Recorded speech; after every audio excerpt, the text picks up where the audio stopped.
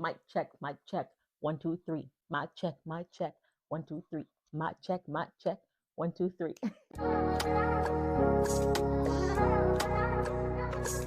Phenomenon. Cold ink.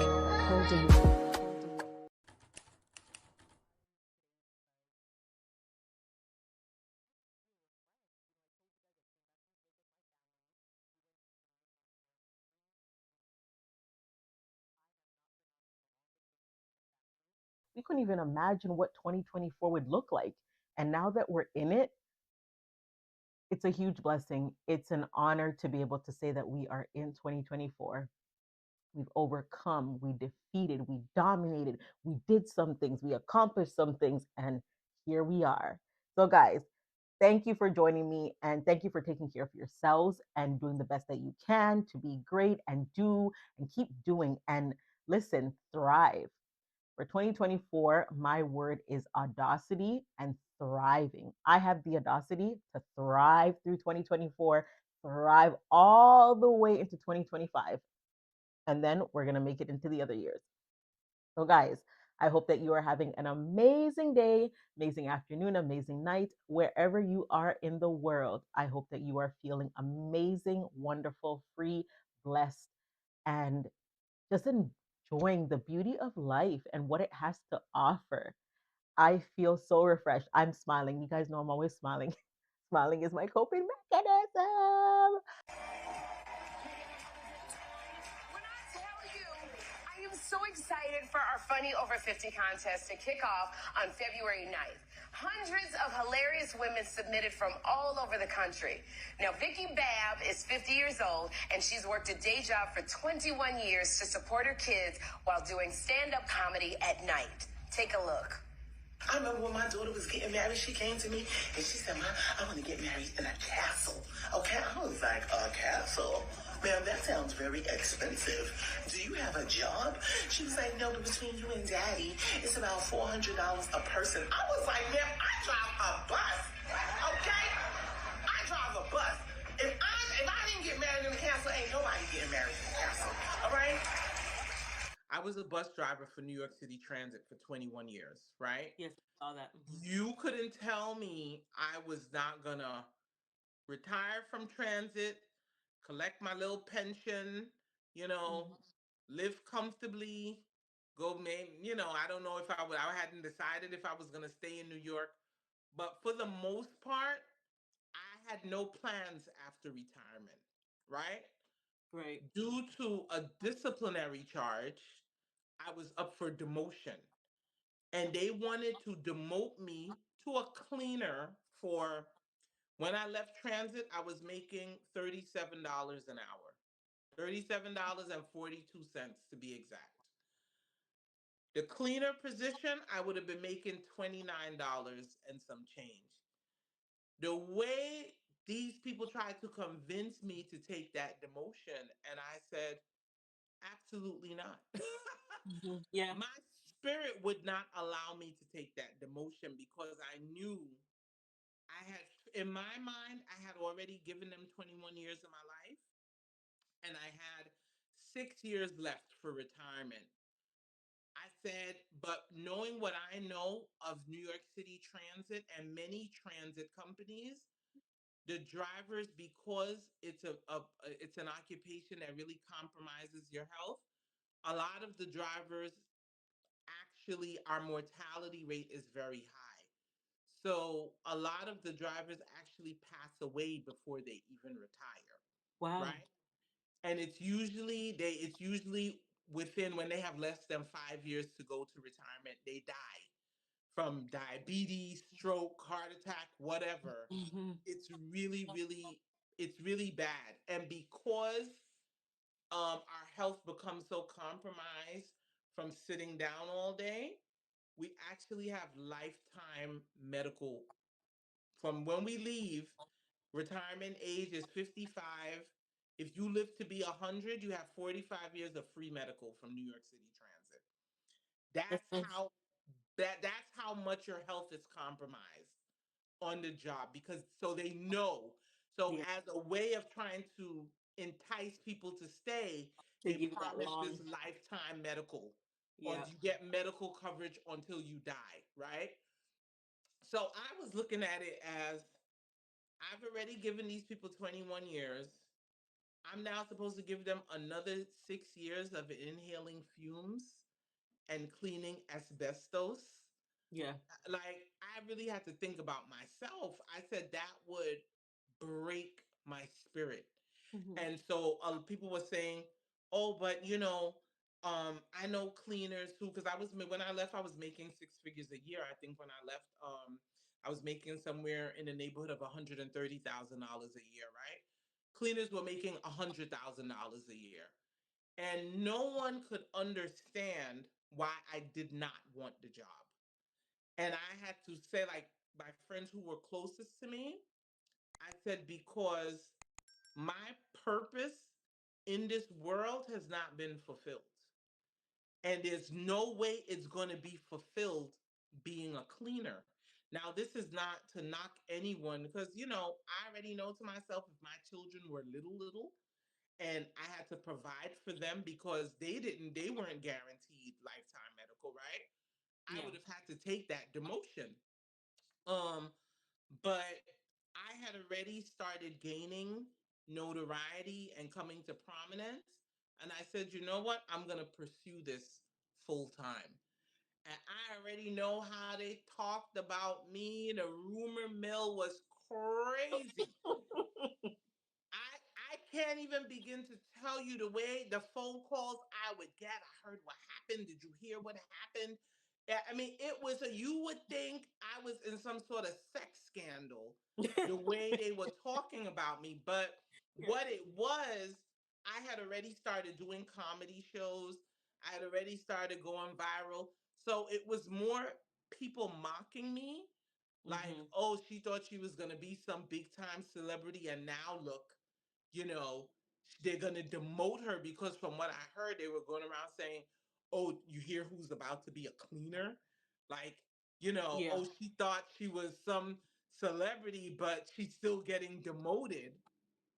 And I'll never forget one of my friends, he said he overheard one of the conversations. And this was before I even talked to him because, honey, that transit rumor mill is crazy in those depots, okay? Yeah. And he said he turned to them and he said, I haven't even talked to her, but knowing what I know of Vicky, she is not taking that demotion. She will resign before she takes that demotion.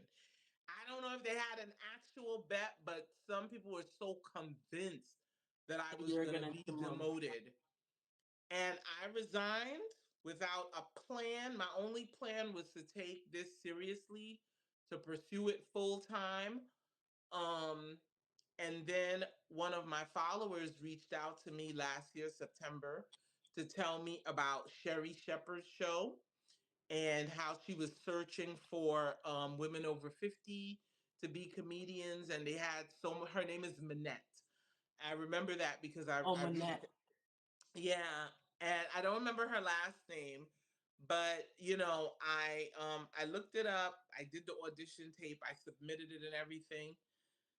And honey, you see when that thing aired back in January, excuse me, those same transit people who were talking about me crazy Mm, were calling me, telling me, "Oh, I didn't know you were that funny. mm-hmm. Oh, look how you on Sherry Shepherd, you went national." Mm-hmm. Now they believed in me because they couldn't see what I could see. Yeah. Now And you tried to rub your mouth on me. yeah, you tried to talk, but my thing with that was luckily, and I thank God that I knew who I was, right? Because if you don't know who you are and you aren't able to assert yourself and you're not confident when you remind people who you are and show them who you are, they will tell you who you aren't in an attempt to bring you back down where they think you should be and where they want you to be, right? And that was, although I didn't make it as a semifinalist or even a finalist, that was all the justice I needed. You It's made it like there. Yeah, that was it. You made it there. I believed in myself enough that I ended up on the Sherry Shepherd show. The why you didn't say anything to anyone, for me, and I can't speak for other survivors or victims. I wasn't taught. I was never taught. I didn't know, even though there was some awareness, but I wasn't taught. And so to let somebody touch you and not say anything was normal for me. It was okay because that it wasn't taught. I never knew that from a parent. I don't agree. I don't. I believe whatever our generation has gone through, it's a choice. It's either you're going to continue or you're not. There isn't any law that keeps you oppressed. There isn't any law that keeps you perpetuating the same thing. Because the thing about trauma that people don't understand, it's not so much of the thing that happened, it's the fact that you go through it alone with no one to help you process it. Your trauma is never your fault, but healing is always your responsibility. Your trauma does not have to be a life sentence. And at some point, you have to face you have to face it if you want to heal from it. When you don't speak on it, when you don't make people accountable for their actions, Mhm. you won't heal. It weighs on you. I remember I was driving down the road at about 110 miles an hour because I had just gotten off the phone with his dad. And um, a woman of God put me on this woman of God's heart because when I say I snapped because I was like, I rented the car. You said your dad was sick, and I was, rented the car for you to go down and visit your dad. And when you were actually taking another woman down there, and then I found a card when I was turning the rental car in that she had left, and I read the card, and I was just like, done. So I'm driving down the road doing 110 miles an hour, and I was just in my mind, I said, everybody's about to die. I was going home and I was going to take the whole house out, like him, my daughter, the dog, everyone. I was going to take us out. And I got a call from a woman of God who had a bookstore, a Christian bookstore, and they used to close it after hours and open it up for just spontaneous worship and things like that. And so it was a busy Saturday, and they were like, and she said, Michelle, the Lord just put you on my heart. And I just broke. I just started crying. And she was like, where are you? And I said, it doesn't matter. It's not going to matter. I said, it doesn't matter. It doesn't matter anymore because we're all going to die. And I don't know what she said to talk me into coming in, but I did. I came into that store, that busy Christian bookstore, on a Saturday afternoon. The store was full. And I walked into the middle of that floor, into the middle of that storage in, and I fell to my knees in a fetal position. And I just started screaming and crying. And Okay, Michelle, I'm gonna have to end this and run away from you because now you're scaring me. I gotta go. okay, here. I'm joking. Like, hey, how could you get pregnant? You're a child yourself. What's going to happen with the baby? And I'm like, a baby? What? And my mom was shocked to the core. Um, but still, in her shock, I still remember her telling me that, listen, I believe you. I know you are my child. And don't worry about any of this.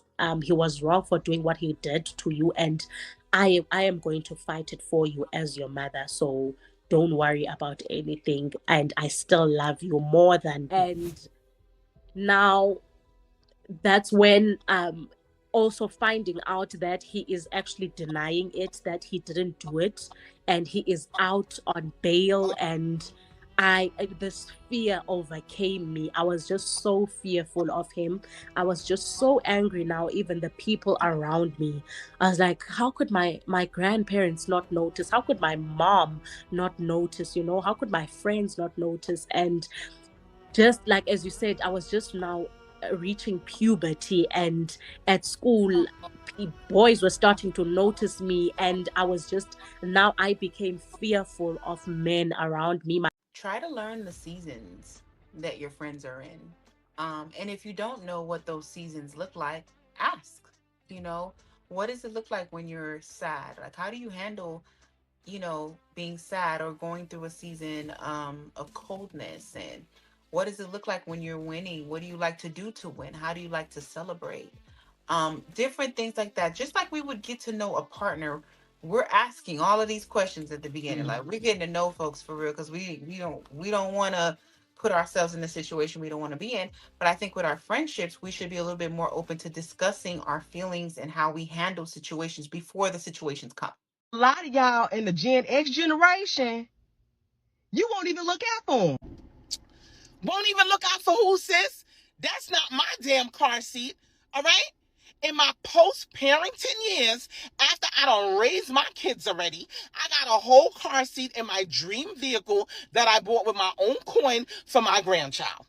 Now, what I'm trying to figure out is what's really good with this Gen X slander and why millennials and Gen Z keep coming for us when we did not send for y'all, when I know good and damn well y'all got the memo that we with the shits. The older generation always tries to stick to the toxicness when the young people are Yeah. trying to break that cycle. We're Yeah. trying to break that curse, man. Let it die. But they will not let it die, so they have to go with it. Yeah. But when I saw it, I was like, oh my Lord. I remember some people were dancing. Some people were like, yes, a full time them gone now. And I'm like, oh Girl, my God. somebody inboxed me and she said her father just died. And when I looked, because when she inboxed me, she didn't give any context. So I had to scroll through, and she didn't come in as a request. She came into my general inbox. Yeah. So I knew I had communicated with her in the past. So I had to scroll through the conversation to kind of jar my memory. And she had messaged me back when I first, maybe back in 2022, I have to check. And she said she had been looking for my page. She said, because like you said, she saw one of my videos and she was laughing so hard, but no one knew who I was. So she's been following me ever since. Yeah. And she said when she saw, because I said, what were you talking about? And she sent me the video. She said, my father just died and his funeral is this weekend, and my mother is the only one sad. And I am posting this video to my page. And some people might take it like some people might be offended, but it's not like we're laughing at the dead or saying yes, people did Yeah. die. It's just an inside joke that we understand, Yeah. right? That Yeah. the seasons have to change, and if their Yeah. season has ended, and Yeah. now it's a new one. Yeah. That's why I'm always so intentional with my captions. Yeah. Although I already know if people most people when I see the repost, they also take the caption, and I'm very happy for that, right? Yes, But yes. that's why I had to say, there's some of these older generations, they refuse to be held accountable. And, like just like you said, the toxicity has to go, it has to Yeah. die. And maybe I will be better as ancestors because you Yeah, weren't very good. You weren't very good here in this 3D realm. because it's not always about you, it's about other people. How do you make people feel? When you go through people, you start to really start analyzing life and what type of impact you want to leave in people's life.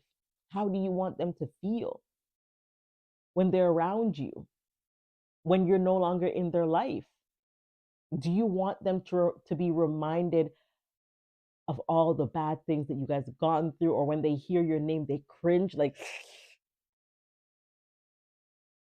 or do you want to be reminded as a vessel, a seed that no matter what anybody did to you, you were still a light in their life? Then the song there no feel. Yes. Hi, baby. How are you? Good. You're so pretty. I like your dimples. Thank you. Good production. Oh yeah, it's the Nick. Now you looking at yourself and you're like, damn, I'm still standing with big guns too. So guys, thank you again for tuning in, for continuing to be a supporter, a listener, for continuing to do your life and just be you and authentically do you, regardless of what you went through or who you went through. Guys, mwah, be safe, spread love, be smart, have the audacity to say, do, Believe, dream big, apply work, apply pressure, apply faith. You got this. Until next time, I'm your girl, Jen Simpson. Please don't forget to subscribe, like, comment. Come on, guys, hit that subscribe button. Leave a comment. Tell me how my hair looks. Tell me how I've been speaking. Tell me if you've been liking the topics. Tell me what you want to hear about. Like, subscribe, share. I'm here next week, Tuesday. Until next time, I'm your girl again, Jen Simpson. Bye. Mwah. Phenomenal. Cold ink.